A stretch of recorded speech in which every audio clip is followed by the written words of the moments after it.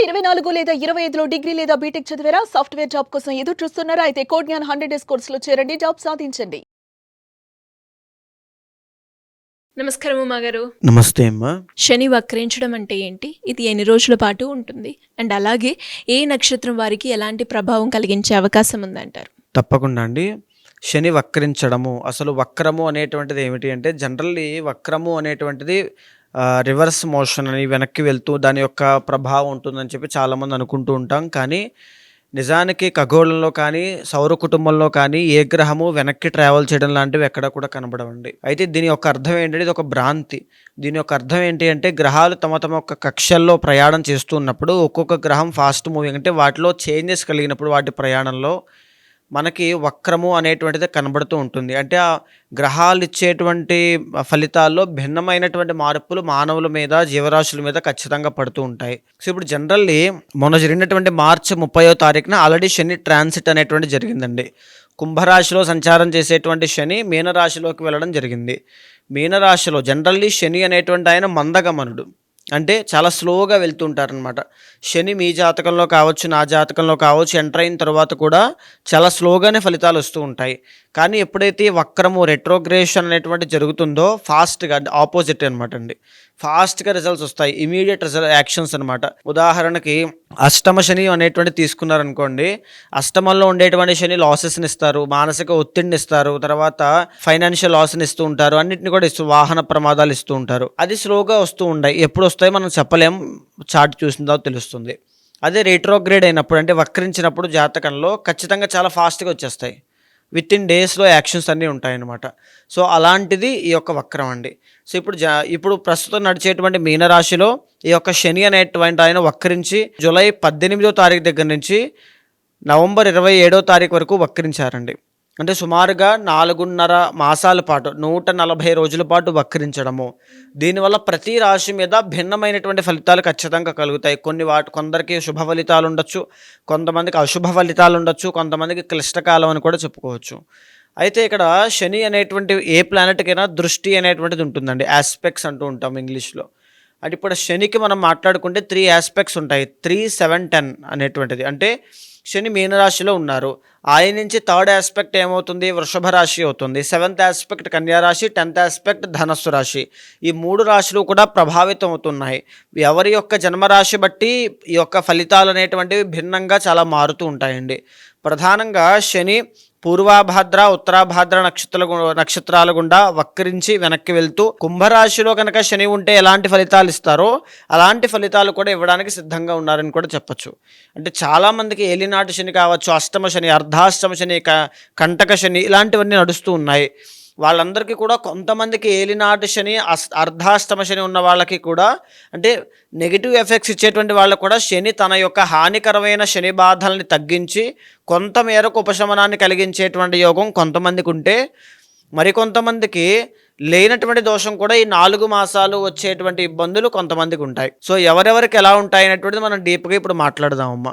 శని అనేటువంటి ఆయన ఎప్పుడూ కూడా క్రమశిక్షణకి, నిబద్ధతకి, అంటే మనం వాడుకలో చాలామంది శని అనేటువంటి ప్లానెట్ ఎప్పుడు కూడా నెగిటివ్ ఎఫెక్ట్స్ ఇస్తుందని మనం మాట్లాడుకుంటూ ఉంటామండి. కానీ అలా కాదండి. శని అనేటువంటి ఆయన క్రమశిక్షణ, నిబద్ధత, తర్వాత ఈ యొక్క డెడికేషన్, డిటర్మినేషన్, కష్టము, ఇండిపెండెన్స్, ఇండివిజువాలిటీ, ఇన్స్పిరేషన్, ఇవన్నీ కూడా శని ఇస్తారండి. శని కనుక స్ట్రాంగ్గా ఉంటే ఎవరి సహాయం కూడా అవసరం లేదు, అడవిలో పెట్టినా ఎదగగలగడు. ఆ స్థానం బట్టి కొంతమంది అడవిలో వదిలేసినా అడవిలో ఉండేటువంటి పొల మొక్కల్ని తీసి బిజినెస్ చేసి కోటీశ్వరుడు అవుతారు. అంటే ఆ తెలివితేటలు ఉంటాయి. అడవి అనేటువంటిది తెలియని అంధకారంతో సమానం ఇప్పుడు నేను చెప్పే దాంట్లో. అలా ఏంటి అంటే శని అనేటువంటి ఆయన అంత స్ట్రాంగ్ అండి, వెరీ వెరీ స్ట్రాంగ్ పర్సన్. శని అనేటువంటి ఆయన మనం సృష్టిలో మనం గమనిస్తే ఆయిల్ అండ్ పెట్రోలియం, పెద్ద పెద్ద కంపెనీస్, రిలయన్స్ కావచ్చు, ఇలాంటివన్నీ కూడా శని యొక్క ప్రభావితం మీద నడుస్తూ ఉంటాయి. శని అనేటువంటి ఆయన ఒక యాక్టర్ అవ్వాలన్నా, ఒక దిగ్గజాలు ఎదగాలని, ఛాంపియన్స్ కింద ఎదగాలన్నా, గేమ్స్లో బాగా రాణించాలన్నా శని. అంటే ఒక్కొక్క ప్లానెట్కి ఒక్కొక్క హ్యూజ్ సక్సెస్ కనబడుతూ ఉంటుందండి ఒక్కొక్క డొమైన్లో. అలా శని అనేటువంటి ఆయన చాలా హ్యూజ్ అనమాట, చాలా పెద్దది. ఆయన యొక్క డొమైన్ కావచ్చు, ఆయన సామ్రాజ్యం కావచ్చు, చాలా పెద్దది. అలాంటి ఆయన బాగున్నప్పుడు ఎలా ఉంటాయి, బాలేనప్పుడు ఎలా ఉంటాయి. బాగున్నప్పుడు ఇవన్నీ ఉంటే, బాలేనప్పుడు బద్ధకం, నిర్లక్ష్యం, సోమరితనం, చికాకులు, కష్టాలు, క్రైమ్స్, దొంగతనాలు ఇలాంటివన్నీ ఇస్తుంటారు. So every personal chart, single personal చార్ట్లో ఖచ్చితంగా శని అనేటువంటి ఆయన బాగుండాలి. అందుకే మనం వెంకటేశ్వర స్వామి, ఆంజనేయ స్వామి, శివుడు వీళ్ళందరినీ ఆరాధన చేసినా, ఎవరినైనా ఆరాధన చేసినా శని బాధలు తగ్గుతూ ఉంటాయి. సో శని మనకు ఫేవరబుల్గా మారుతూ ఉంటారు. మరి పుబ్బా నక్షత్రం వారికి శని వక్రించడం వల్ల ఎలాంటి ప్రభావం ఉంటుంది? కుటుంబ పరంగా కావచ్చు, వ్యాపార పరంగా కావచ్చు, ఎలాంటి జాగ్రత్తలు పాటించాలి ఉమా గారు? తప్పకుండా అమ్మ. పుబ్బా నక్షత్రము 1, 2, 3, 4 పాదములు అనేటువంటివి సింహరాశిలో సంచారం చేస్తూ ఉంటాయి. మేజర్గా ఈ యొక్క పుబ్బా నక్షత్రము అంటే మనం జనరల్గా పుబ్బా నక్షత్రానికి అధిపతి శుక్రుడు అండి. అంటే ఒక గ్రాండ్యూర్గా బ్రతకడం, లగ్జరీ లైఫ్ అనేటువంటిది లీడ్ చేయడం కానీ, ఒక ఫిలిం కెరీర్లో అద్భుతమైనటువంటి లలిత కళలు కావచ్చు, ఒక ప్లెజర్ అండి, ఒక సుఖాన్ని, భోగాన్ని, సుఖభోగ లాలసలన్నీ కూడా వీళ్ళు చూసే అవకాశాలు ఎక్కువ ఉంటాయని మనం చాలా సందర్భాల్లో పుబ్బా నక్షత్రం కోసం చెప్పుకున్నాం. ఇప్పుడు ప్రజెంట్ అండి పుబ్బా నక్షత్రాన్ని నుంచి అష్టమ స్థానంలో శని ఉన్నారు. మొన్న జరిగినటువంటి మార్చి 30వ తారీఖు దగ్గర నుంచి మీకు అష్టమ శని స్టార్ట్ అయింది. సో దీనివల్ల ఏంటి, అష్టమ శని యాక్టివేట్ అవ్వడం వల్ల గాయాలు పాలవడం, హెల్త్ ఇష్యూస్ అనేటువంటివి, అప్పులు పాలవడం, బైక్ యాక్సిడెంట్స్, కార్ యాక్సిడెంట్స్, వాహన ప్రమాదం లాంటి విషయాల్లో జాగ్రత్తగా ఉండాలి. అయితే మేజర్గా ఈ యొక్క శని వక్రించడము అంటే ఏమిటి?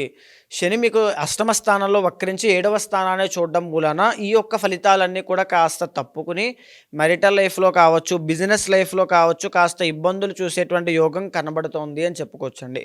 సో వెరీ వెరీ కేర్ఫుల్గా బిజినెస్ అండ్ మ్యారిటల్ లైఫ్లో జాగ్రత్తగా ఉండాలి. అయితే ఈ యొక్క పుబ్బా నక్షత్రం వాళ్ళకి మనం చూస్తే థర్డ్ ఆస్పెక్ట్ అండి. శని యొక్క థర్డ్ ఆస్పెక్ట్ అనేటువంటిది వృషభ రాశి మీద పడడం మూలాన ఏం జరుగుతుంది అంటే మేజర్గా వృత్తి మీద ఎక్కువగా ఫలితాలు ఉంటాయి. అంటే ఎలా ఉంటాయి, మీ వృత్తి అనేటువంటిది షిఫ్ట్ అవ్వడం, ట్రాన్స్ఫర్ లేదని అవ్వడం కానీ, లేకపోతే daily up and down journey చేయాల్సినటువంటి పరిస్థితి రావడం కానీ, కొలీగ్స్తో తెలియనటువంటి ఒక ఇష్యూస్, కమ్యూనికేషన్ గ్యాప్ కావచ్చు, ఇలాంటి ఇష్యూస్ ఏమైనా ఫేస్ చేయడం కానీ, సోదరుడు సిబ్లింగ్స్తో ఇబ్బందులు రావడం కానీ జరిగే అవకాశాలు ఎక్కువగా ఉంటాయి. దీంతో పాటుగా అండి మేజర్గా ఈ యొక్క పుబ్బా నక్షత్రానికి రెండవ స్థానం మీద 7వ దృష్టి అనేటువంటిది పడుతోంది. దీనివల్ల ఏం జరుగుతుంది, మ్యారిటల్ లైఫ్లో నూతనంగా పెళ్ళైనటువంటి వాళ్ళకైనా, లేకపోతే ఎవరికైనా బిజినెస్ లైఫ్లోనైనా financial ups and downs, financial challenges, financial struggles అనేటువంటివి చూసే యోగం కనబడుతోంది అని చెప్పచ్చు. ఈ టైంలో ఎస్పెషల్లీ మీరు డబ్బులు బయటకు ఇవ్వడం లేదా డబ్బులు అప్పుగా తీసుకోవడం ఇలాంటివన్నీ కూడా అవాయిడ్ చేయండి. చాలా జాగ్రత్తగా ఉండండి. ఎవరికైనా నేను సహాయం చేసేస్తాను, నీ వెనకాల నేనున్నాను, నేనుండగా నీకేంటి భయం అని చెప్పి వాగ్దానాలు, మాటలు ఇవ్వద్దు, నష్టపోతారు. చాలా జాగ్రత్తగా ఉండండి. అయితే 10వ దృష్టి, శని యొక్క 10వ దృష్టి అనేటువంటిది పుబ్బా నక్షత్రం వాళ్ళకి పంచమ స్థానం అవ్వడము. దీని మూలాన ఏం జరుగుతుంది, లవ్ రిలేషన్స్లో అండి, లేకపోతే సంతానం విషయంలో, లేకపోతే ఈ యొక్క హయ్యర్ ఎడ్యుకేషన్ విషయంలో జాగ్రత్తగా ఉండాలి. అంటే కాస్త ఇబ్బందులు ఏమైనా వచ్చేటువంటి అవకాశాలు ఉంటాయి. ఎందుకు అంటే పుబ్బా నక్షత్రం వాళ్ళకి ఇప్పుడు నడిచేటువంటి పరిస్థితులన్నీ కూడా 7th హౌస్ మీద ఉంటున్నాయి. సో అంటే మీరు ఏమి కంగారు పడాల్సినటువంటి అవసరం ఏమీ లేదు.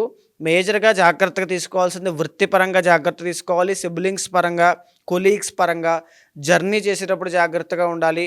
తర్వాత బిజినెస్ లైఫ్లో అంటే ముఖ్యమైన నిర్ణయాలు తీసుకోకుండా ఉంటే 4 నెలలు నవంబర్ 27వ తారీఖు లోపు చాలా బాగుంటుంది. ఇక్కడ శని అనేటువంటి ప్లానెట్ నిబద్ధత కలిగినటువంటి ఒక ప్లానెట్ అండి.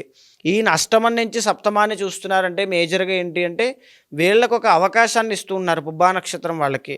మీరు మీ యొక్క జీవితంలో చేసిన తప్పును సరిదిద్దుకోండి, బెటర్గా మీరు ఇంకా పెర్ఫామ్ చేయండి, మీ స్కిల్ డెవలప్ చేసుకోండి, లేకపోతే మిమ్మల్ని మీరే కాంపిటేటర్గా ఫీల్ అవ్వండి. అంటే ఇలాగా మిమ్మల్ని మీరే పైకి తీసుకువెళ్ళడానికి ఒక అవకాశాన్ని శని భగవానుడు ఇస్తున్నారని చెప్పచ్చు. ఈ 4 నెలల్ని సద్వినియోగం చేసుకోండి.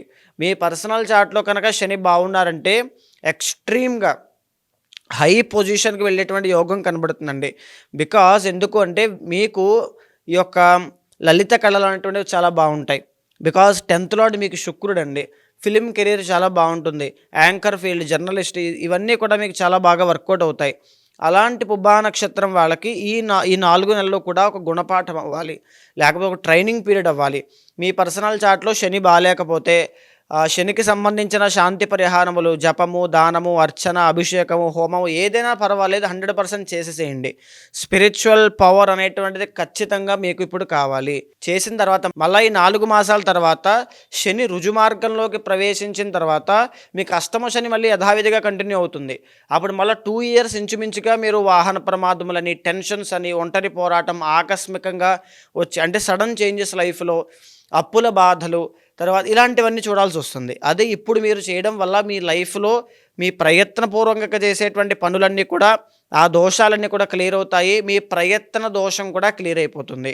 అండ్ ఈవెన్ ప్రతి శనివారము కూడా వెంకటేశ్వర స్వామికి దర్శనం చేసుకోండి. ఇంకా చెప్పాలి అంటే ఎవ్రీ ఫ్రైడే సాల్ట్ బాత్ అంటే ఒక గుప్పుడు గళ్ళుప్పు తీసుకుని వామ్ వాటర్లో వేసి అది నానిపోయిన తర్వాత దాని నుంచి తలస్నానం చేయండి. నెగిటివ్ ఆరా కానీ నెగిటివ్ థింగ్స్ కానీ ఏమున్నా, బికాజ్ శని అంటే సోమరితనం, బద్ధకం, అష్టమ శని మొన్నటిదాకా నడిచింది కాబట్టి నిర్లక్ష్యం, ఇలాంటి ఒక నెగిటివ్ ఫీలింగ్స్, లేజినెస్ కానీ అన్నీ పెరిగిపోతాయి. దాని మూలాన మీ అంతటి మీరే డైల్యూట్ అయిపోతారు. సో అలా కాకుండా సాల్ట్ బాత్ చేయండి, మంత్రజపాన్ని ఎక్కువగా చాంట్ చేయండి, మెడిటేషన్ చేయండి, వెంకటేశ్వర స్వామి ఆరాధన చేయండి, హనుమాన్ చాలీసా పారాయణ చేయండి. పుబ్బా నక్షత్రం వాళ్ళకి 4 మాసాల తర్వాత ఎక్స్ట్రాడినరీగా ఉంటుంది. ఖచ్చితంగా ఈ పరిహారాలు ఆచరించండి. మరి మీరు అన్నట్టుగానే ఇంకా ఎవరికైనా కూడా దీనికి సంబంధించి డౌట్స్ ఉన్నా, లేదు అంటే వాళ్ళు ఎదుర్కొన్న సమస్యల గురించి పరిహారం చేసుకోవాలి అంటే మిమ్మల్ని ఏ రకంగా అప్రోచ్ అయ్యే ఛాన్స్ ఉందంటారు ఉమాగారు? తప్పకుండా అండి. శని అనేటువంటి ప్లానెటే కాదండి, ఎవ్రీ ప్లానెట్ ఆయనకి ఉండేటువంటి డొమైన్ ఆయనకు ఉంటుంది. అంటే ప్రతి గ్రహం, ఒక్క గ్రహం జీవితంలో చాలా బాగుంటే చాలండి, ఆ వ్యక్తి దాన్ని యాక్టివేట్ చేసుకుంటూ ముందుకు వెళ్ళగలిగితే, ఆ గ్రహ కారకత్వాన్ని పట్టుకుని ముందుకు వెళ్ళగలిగితే, చాలామంది సిరిగారు ఏ బిజినెస్ పెట్టాలో తెలియక రాంగ్ ఇన్వెస్ట్మెంట్స్ చేసి, పార్ట్నర్షిప్లో వెళ్ళాలో తెలియక, వెళ్ళకూడదో తెలియక, ఏదో ఒక విధంగా తొందరపాటులో నిర్ణయం తీసుకుని నష్టపోయిన వాళ్ళు చాలామంది ఉంటారు. బికాజ్ ఇది ఎందుకు జరుగుతుందంటే సరైనటువంటి గైడెన్స్ లేక ఒకటి జరుగుతుంది. ఆ టైంలో కర్మ అనేటువంటిది ఆలోచించనివ్వదు, ఆలోచన పుట్టనివ్వదు. సో ఇలాంటివి జరగడం వల్ల వాళ్ళు అనుభవించేటువంటి కష్టాలకు అది కారణం అవుతుంది. అలాంటి వాళ్ళకి ఎవరికైనా సరే మీ వెనకాల నేను ఉంటాను. మీ ఇండివిజువల్ చార్ట్ అండి, మీ పర్సనల్ చార్ట్ అనేటువంటిది చూసిన తర్వాత మీ యొక్క గోచారంతో సమన్వయం చేస్తూ ఏ గ్రహం అయినా సరే, అంటే మీ జీవితంలో మీ కోరిక ఏదున్నా, కొంతమందికి ఏదైనా సాధించాలని కోరిక ఉంటుంది, కొంతమంది కష్టం నాకు పోతే చాలు అనేటువంటి కోరిక ఉంటుంది. అది ఏదైనా సరే దానికి సంబంధించి ఒక ప్రాపర్ గైడెన్స్ అనేటువంటిది మీరు ఎలా అప్రోచ్ అవ్వాలి భగవంతుని అనేటువంటిది, మీకు ఏమైనా దోషాలు ఉంటే శాంతి పరిహారములు మీతో ఆచరింపచేసి భగవత్ అనుగ్రహం కలిగేలా చేస్తాను. థ్యాంక్ యూ ఉమాగారు, థ్యాంక్ యూ సో మచ్. నమస్తే అమ్మా.